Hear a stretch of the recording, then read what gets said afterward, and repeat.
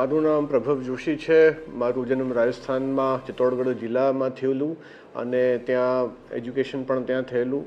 College મેં chemical engineering કરેલી bits પિલાનીથી અને પછી મેં યુપીએસસીની પરીક્ષા આપવાનું નક્કી કર્યું, જેમાં બીજા પ્રયાસમાં મારું ચયન થયું અને હું પછી મને ગુજરાત કેડર મળતા તાલીમમાં સુરેન્દ્રનગર જિલ્લામાં મેં ફરજ બજાવી.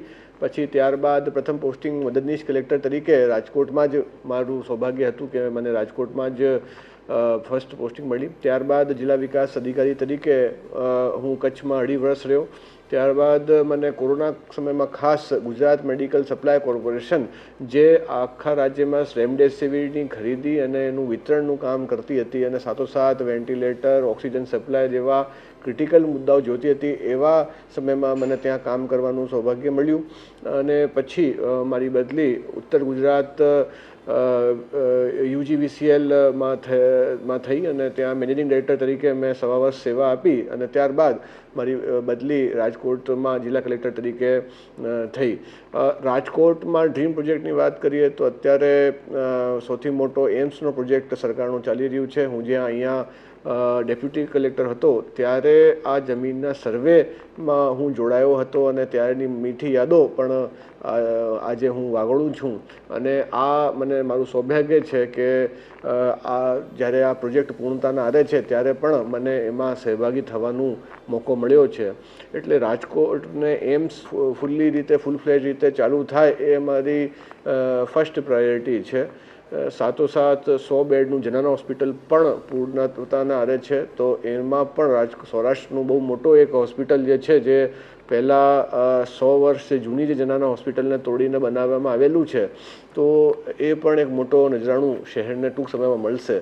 એરપોર્ટનું જે ઉદ્ઘાટન થયું માનનીય વડાપ્રધાનશ્રીના હસ્તે, એ પણ એક મારા માટે પ્રથમ PM સાહેબનું પ્રોગ્રામ હતો અને એ ખૂબ જ યાદગાર એ પણ એક મારા માટે અનુભવ રહ્યું.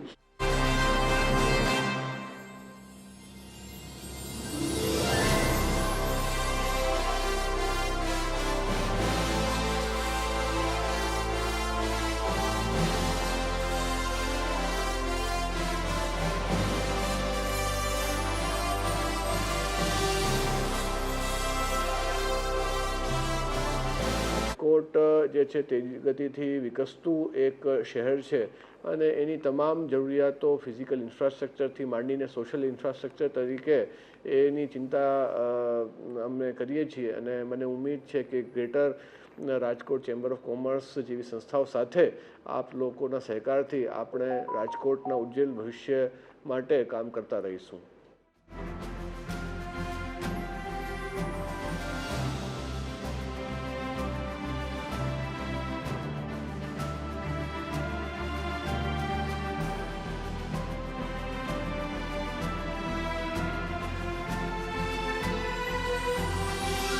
જી, મારા ઘણા બધા મિત્રો ગ્રેજ્યુએશન કરીને બીજા દેશોમાં ગયા, પણ મને નાનપણથી હતું કે આપણા દેશમાં જ આપણે સેવાઓ આપવી છે.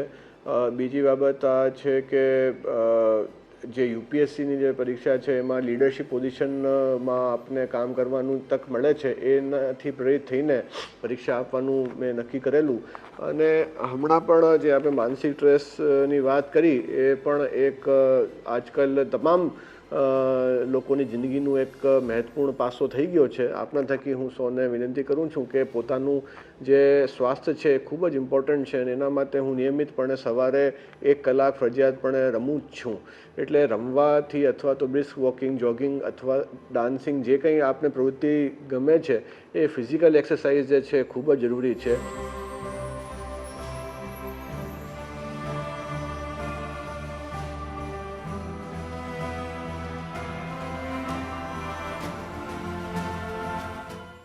કોરોનામાં ખરેખર ખૂબ જ કઠણ પીરિયડ હતું અને હું ઈચ્છું છું ભગવાનથી કે ભાઈ આવો સમય પાછો ના આવે.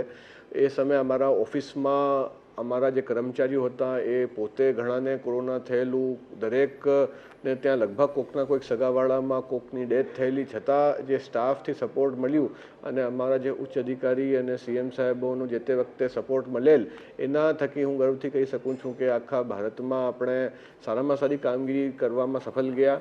એ પછી એમ્ફોટેરિસિનની પણ જે બ્લેક ફંગસ રોગ મ્યુકરમાઇકોસિસનો નીકળી પડેલો, એનું તો જાતે જે દવા બનાવનાર હતા એ લોકોને પણ ખબર નહોતી કે કેટલી ડોઝથી કેટલા પેશન્ટોનું થઈ શકે. એમાં પણ અમે સતત પ્રયાસરત રહ્યા અને અમે એનું પણ પછી સફળતાપૂર્વક જેટલી જરૂરિયાત હતી એ પણ પૂરી પાડવામાં સફળ ગયા. એટલે આ આખા એપિસોડથી મને એ જ શીખવા મળ્યું છે કે ગમે તેવી વિકટ પરિસ્થિતિ હોય, આપણે we must keep on trying and trying our best, અને ડેફિનેટલી કંઈક ના કંઈકથી કોઈક રસ્તો આપણને મળશે.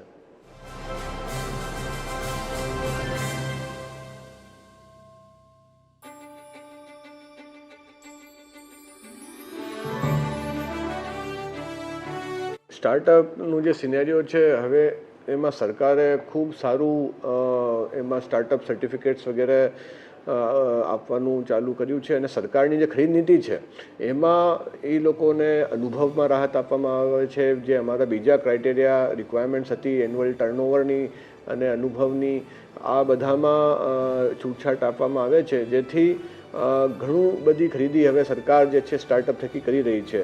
એટલે હું આપ સૌને એ જ વિનંતી કરીશ કે જે સમયાંતરે નવી નવી સ્ટાર્ટઅપ પોલિસી ભારત સરકાર અને કેન્દ્ર સરકાર તથા એમએસએમઈની જે પોલિસીઝ છે એનું અભ્યાસ કરી એનું મહત્તમ લાભ આપ બધા લ્યો.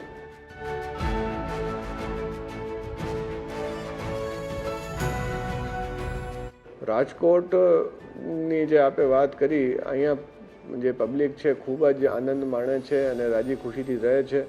જે જન્માષ્ટમીનો લોકમેળો હતો, મારા માટે પણ એટલો માનવ મહેરામણ મેં કોઈ દિવસ જોયું નહોતું. એટલે મારા માટે પણ એક નવો અનુભવ હતો. ખરેખર આટલી મોટી સંખ્યામાં મેલાર્થીઓ આવે અને સારી રીતે મેળો પત્યો એ બદલ હું આપ સૌનો આભાર માનું છું. અને રાજકોટની જે એક સ્વભાવ છે કે અમને કોઈ પણ કામ હોય, કોઈ વિપત્તિ આવે કે વાવાઝોડું આવે, એમાં અમને ખૂબ જ સાથ સહકાર અને સપોર્ટ દરેક ઓરથી અમને મળે છે.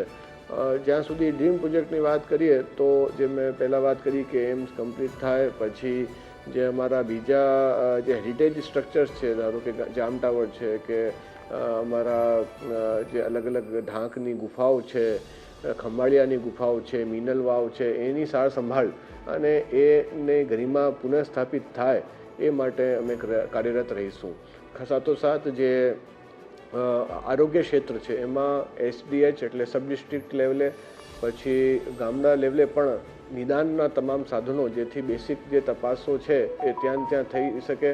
અને આપને મને જણાવતા આનંદ થાય છે કે ટૂંક સમયમાં પણ આપણે રાજકોટ જે પીડીયુ મેડિકલ કોલેજ છે એમાં એમઆરઆઈ, પછી કેથ લેબ અને હવે સીટી સ્કેન પણ શરૂ કરવામાં સફળ ગયા.